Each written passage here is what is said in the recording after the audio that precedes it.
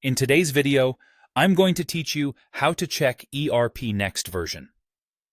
This is an essential task for keeping track of your system's version to ensure that you are on the latest stable release, which can help in troubleshooting, maintaining security, and accessing new features.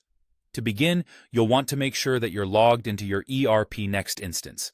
This is the environment where all your ERP activities take place, so it's important to start here. Once you're logged in, take a look at the top navigation bar. You'll be looking for the Help menu. In many ERPNext layouts, this is represented by a question mark icon or something similar, often located towards the far right of your screen. After locating the Help menu, simply click on it. Doing so will bring up a list of options, and from here, you'll want to select the About submenu.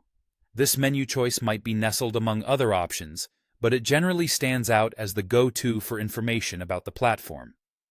Once you click on the About option, a page will appear displaying various pieces of information about your current ERPNext environment. At the forefront, you'll see the ERPNext version number, which is the primary data point you're looking for.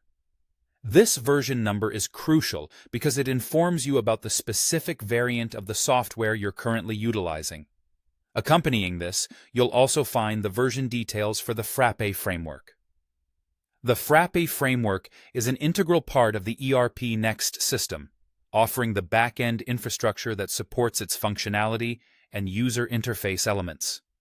Knowing the Frappe version is beneficial if you're experiencing specific issues or if you're trying to determine compatibility with other apps.